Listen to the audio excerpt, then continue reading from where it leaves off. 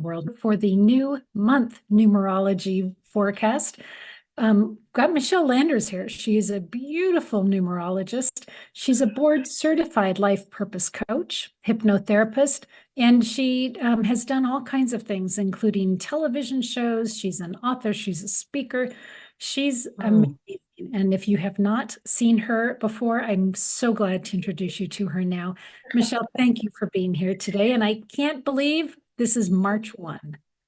I know, and thank you, Ruth. I always love being on here every month, and I appreciate the beautiful EWN community. So thank you for creating that. And I agree. I can't believe it's March, and here we are, and here it is. And you know what they say? The saying is March comes in like a lion and goes out like a lamb. No.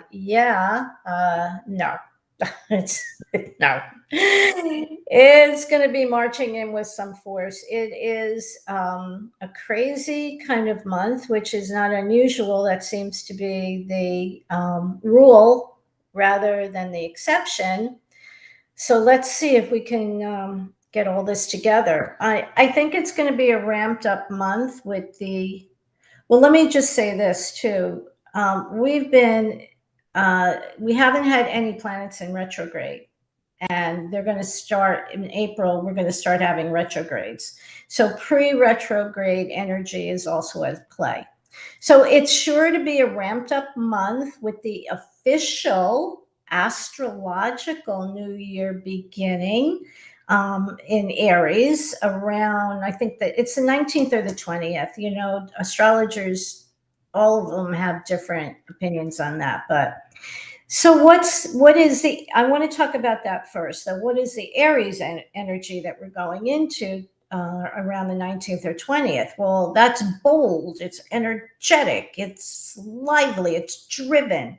And Aries can be very aggressive. So along with everything else that's happening at that time, which I'll go into, I don't know, it could be kind of explosive. So it's an all in or all out energy.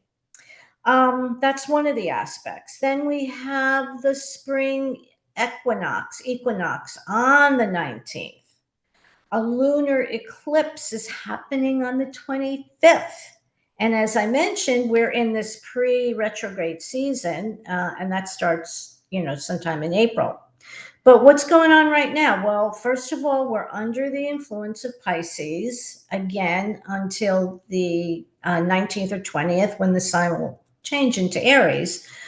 But in the meantime, we have this Pisces energy, which is dreamy and ethereal and watery, lots of water. So put that aside, lots of water at play, which also has to do with storms and floods and water. And I'll talk a little bit more about that in a moment. So it's emotional energy. And I would definitely say that our intuition, this Piscean energy, our intuition should be heightened. So to break it down a little bit, March alone vibrates to the number 3. And I really think that 3, even though that's not in combination with the 8 year, which I will talk about, but I want to talk about the number 3 standing alone. And it's the Empress. And I have her card here. So that is oh, no, that's the High Priestess. Sorry about that. That's also going to be active. So we have the Empress. Sorry, a little off today. So let's talk about the Empress. I love the Empress for a number of reasons, because my life path is a 3. And so my corresponding tarot card, because we all have corresponding tarot cards, is a 3. They mirror one another. And the Empress is about abundance and beauty and love. And she's verbal, and it's about communication.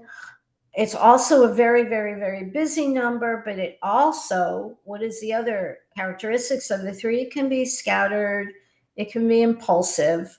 So the number 3 of March also will involve, in some way, emphasis on children, because 3 is also about birth and it's about youth. So I'm not sure how that's going to evolve or open up, but it could be education. It could be other things pertaining to youth or youthful type energies. Creativity. 3 is a really creative number. So everybody's creativity should really be running high.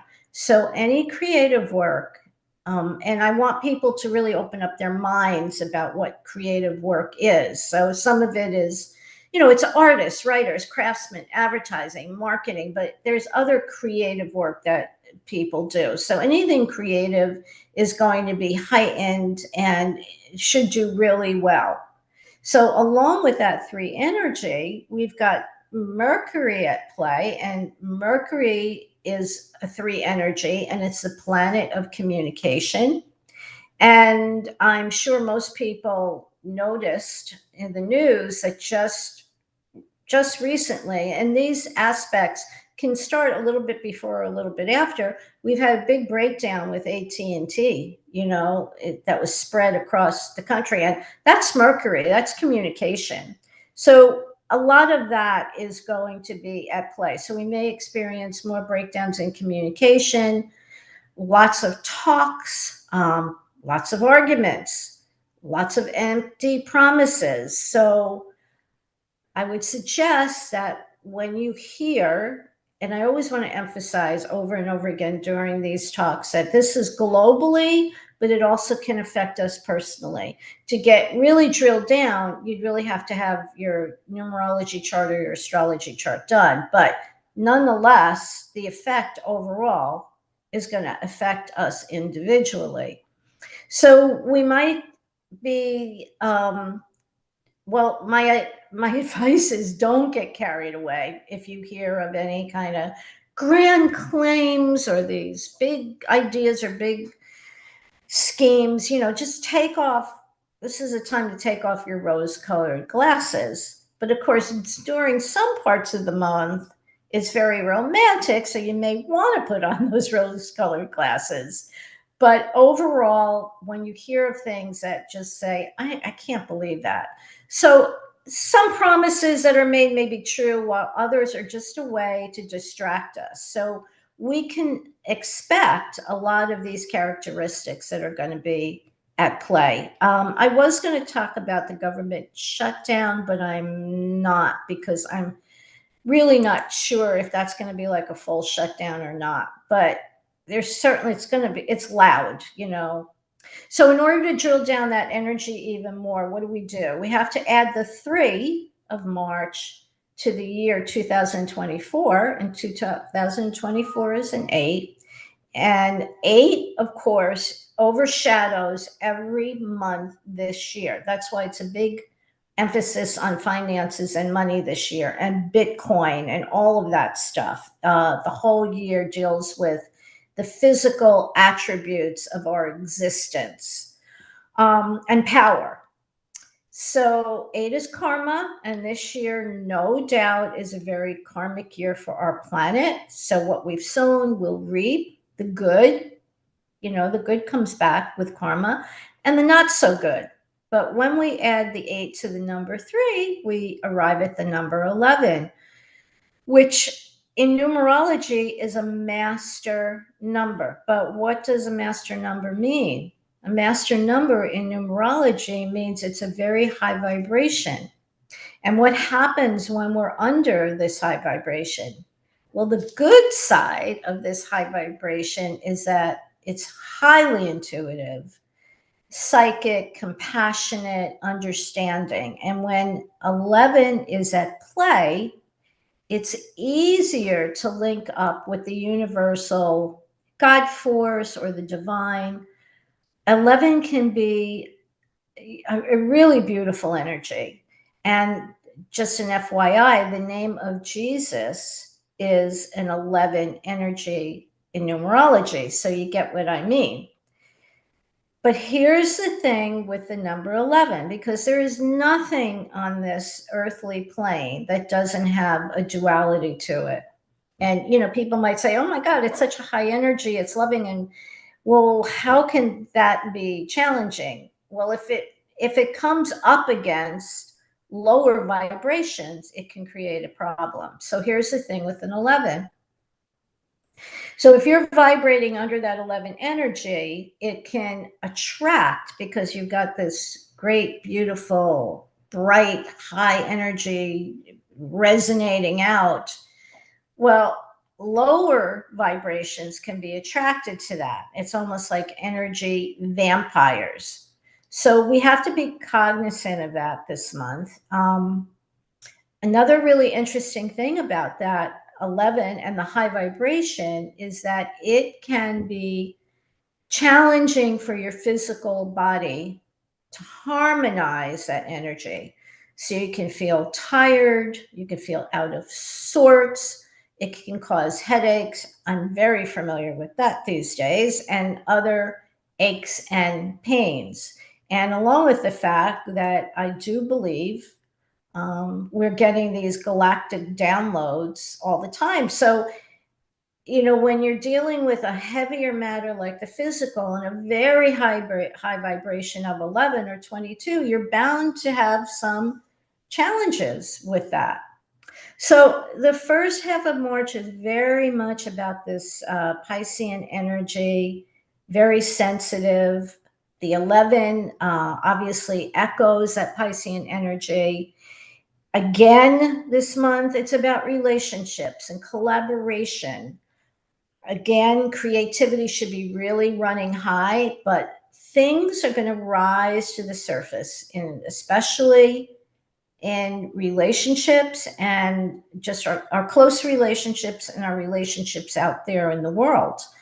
So any delusions you might have about relationships, actually any delusions you have about anything are going to come into focus. So again, we know that Pisces is water related. So there can be issues with ships or boats, anything related to water, oceans, deep in the ocean, I don't know, submarines, anything, flooding, icebergs, all that kind of stuff. It's water. And that again is another energy that is pretty much running the whole year. But this month is very, very, very watery.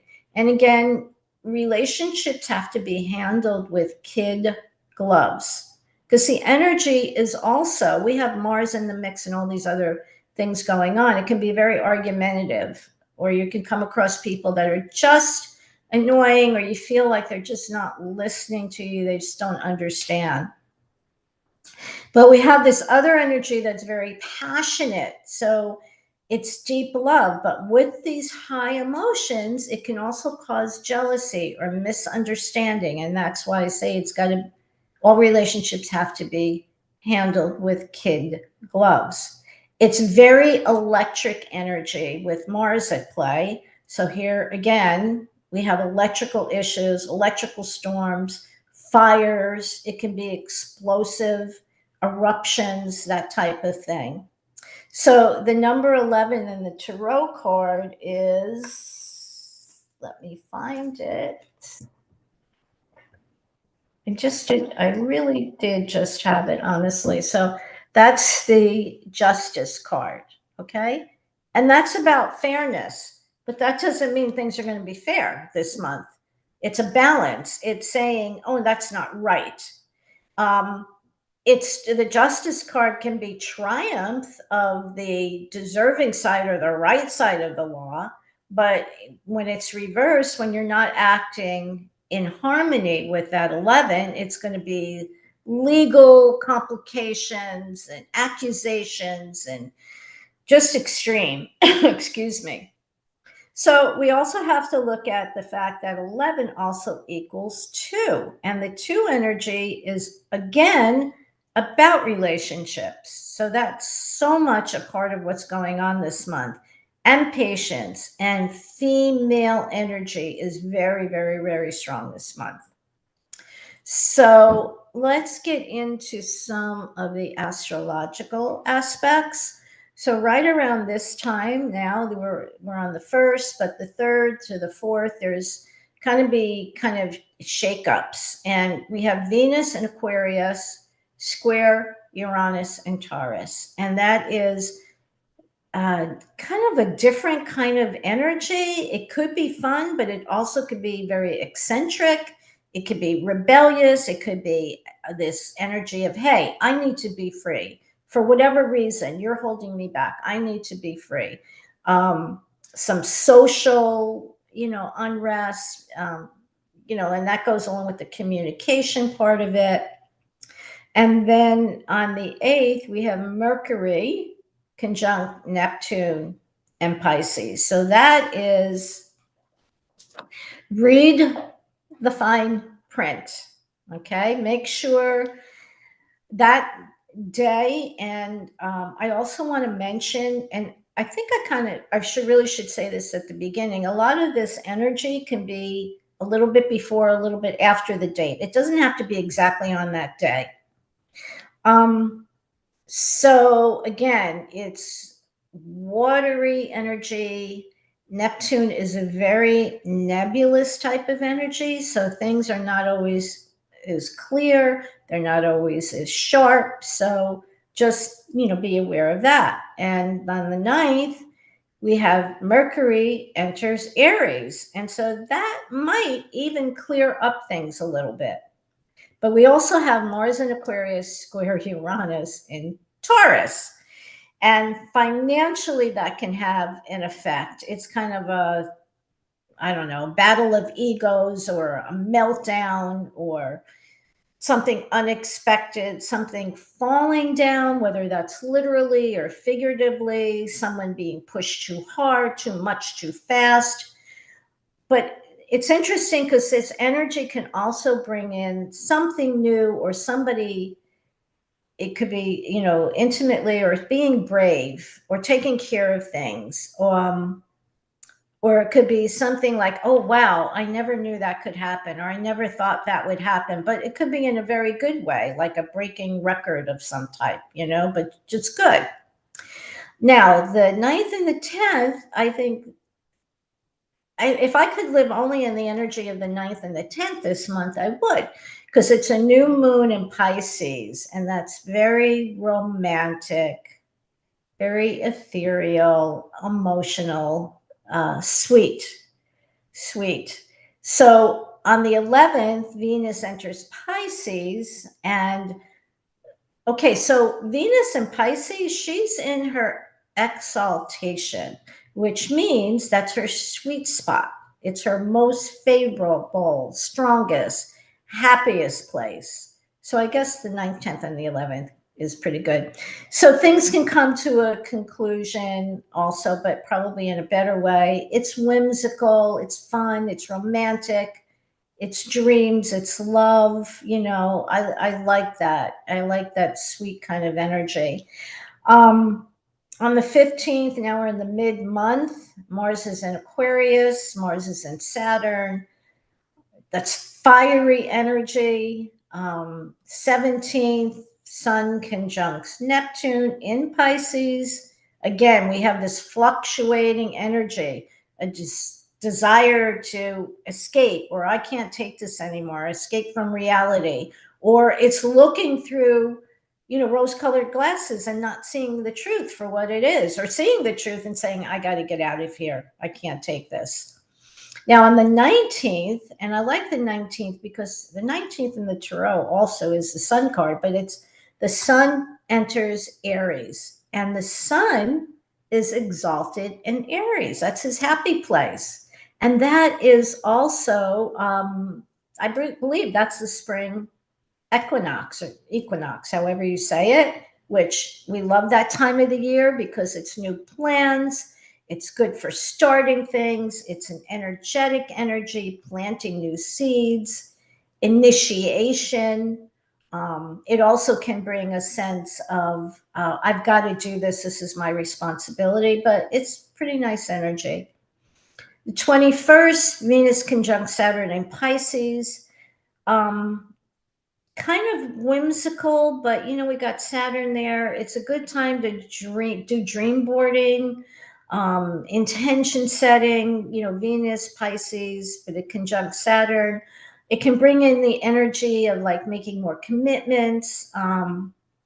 But relationships, I don't know, they're kind of rocky because Saturn is there and Saturn is the teacher. And he's asking us, okay, what have you learned about love? Because Venus is at play there. What have you learned about your closest relationships? And with Pisces talking, Pisces is encouraging us, go deep, ask the question in your close relationships, who's with me, who's not with me. So again, this is a global energy as well, and that will affect us personally.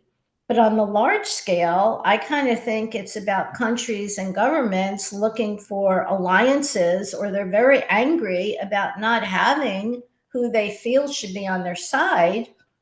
But one of the things, that aside, one of the things I think we might want to do under this vibration is to pay. So, okay, I hear people using the word HOMAGE, saying homage, where years ago I always heard it as homage. So, but however you say it, paying homage or homage to Venus and tap into that Venusian energy by setting up a love altar. Make an offering to Venus, because this is about love for others, love for the planet, love for yourself. With flowers, tap into that Venusian energy with flowers, aromatherapy, chocolates. I understand that Venus loves chocolate as much as I do. It's about beauty, it's about love. Yes, I like that. I don't know, it's kind of a crazy day, but I would choose to tap into that Venusian energy. The 22nd, we have Mars enters Pisces, and Mars asks you to think about things, and Pisces is saying, I don't know where I'm going, my energy level, I don't know where it is. We need patience. And for most of the month, by the way, we really need patience and be able to weather these ups and downs. So then we have the 24th, the 25th, a full moon and a lunar eclipse in Libra. Now, Venus sign is Libra, and Venus is in Pisces, and it's exalted in Pisces. So we're working through relationships and balancing things. It's a highly emotional time. It's a time of cleansing and clearing, and it can teach us a lot about our relationships. And that's important, to start looking at all our relationships without those rose-colored glasses. But we also have Venus and Mars and Aquarius that will square up to Uranus, and Uranus has that shock value, that shock effect. So Uranus is saying, I want you to grow up. So this is a little bit of an intense energy, some shakeups or wake ups. But it is a very powerful eclipse, and a wonderful, and really, really wonderful for really tapping into, again, your dreams and intentions. You just got to be a grown up about it. So the overview of the month, very active, emphasis again this month on relationships, water, re-energy, fires, taking off the rose-colored glasses. But also, if you can just weather all this, it's a wonderful time. Get your emotions in balance. Wonderful month for creativity and planting and arts and beautiful things, love and beauty, giving birth to new ideas, maybe having revelations. So that kind of ties up the energy for March. So this should be really, really interesting.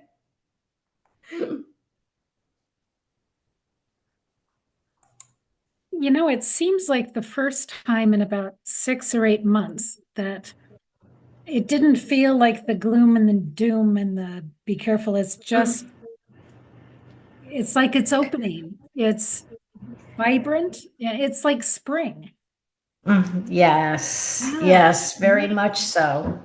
Very much. I mean, we're going to have, it's going to be a month of love and creativity and relationships punctuated with, oh my God, I can't believe that, things like that. But if we can just go with the flow of the 11 2, the 11, the master number, get into high vibration, and that's for us to do the personal work. And the 3 of creativity, we can weather a lot of the other transits that are going on. It's like stay in your own lane, don't take things personally. Um, Very, very big emphasis on taking off the rose colored glasses, seeing things more clearly. So that is going to be globally and personally as well. And, planting new seeds, this is a fertile time. And what do we want to do with the rest of the year, the rest of 2024? Where do we want to go with that? And are we realistic about it? So that's You know, it. yeah, it's interesting, Michele, because the message that keeps coming through these days in a variety of ways is look at your behaviors. Mm. And if you want your behaviors to be different, then you need to take off the rose-colored glasses, be aware of what you're doing, and stop yourself at that moment before you do this addictive thing, whether it's hooking into the news or having Yeah. extra cup of coffee or whatever it is, but just that self-awareness so you can then change your behaviors. And it feels like March is this space of self-awareness. Yes. Perfectly said. Perfect. I love how you bring it all together, Ruth. You really do. I love that. And yes, that is very true about this month. And, it's always about, I mean, the lessons, all of the lessons that we are confronted with, or challenges or experiences, the lessons for us always is to stay in our own lane, work on ourself,